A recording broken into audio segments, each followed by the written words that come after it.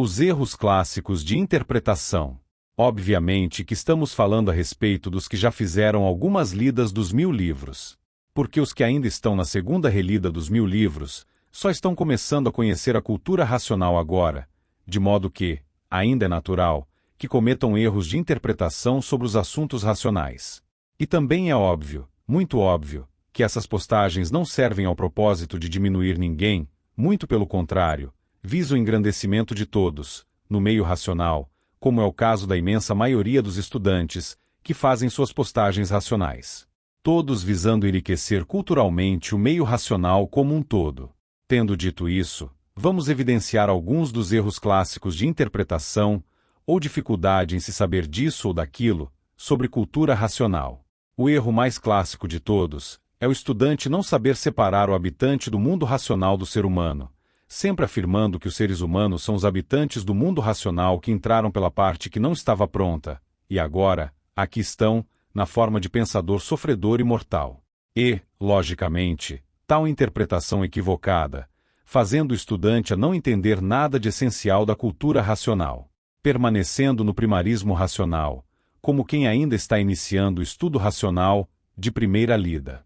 O segundo erro clássico é não saber o objetivo da cultura racional, onde muitos dizem que é para que o seu habitante volte para o mundo racional, como se o foco de tudo fosse esse ente de vida eterna, para a saída dele da deformação.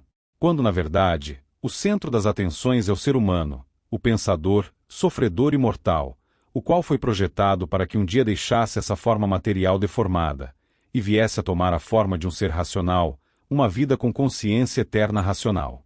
E passando a ser uma consciência eterna racional, o ser humano está então, em condições racionais de voltar ao seu lugar de origem, para vir habitar o mundo racional.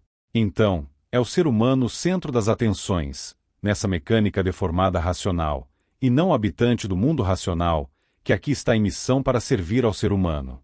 Servindo para dar causa ao ser humano e elevar a vida humana à classe dos eternos, à classe dos racionais.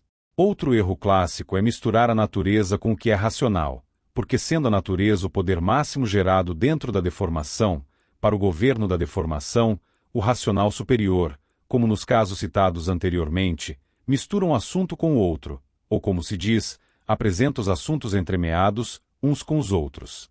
E como o estudante ainda não se conscientizou do redígio do desencanto, não estuda ainda a cultura racional no modo do desencanto, que é fazendo o curso supremo do raciocínio.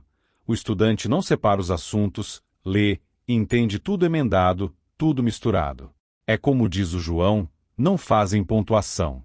Então não conseguem observar o respeito e a psicologia do racional superior, na comunicação da cultura racional, o respeito ao poder máximo da deformação, a dona das vidas humanas, que há milhões de milênios vem gerando seres humanos, unindo, a uma porção da planície racional, um habitante do mundo racional, que veio acompanhando a deformação, dando causa, assim, a um ser humano.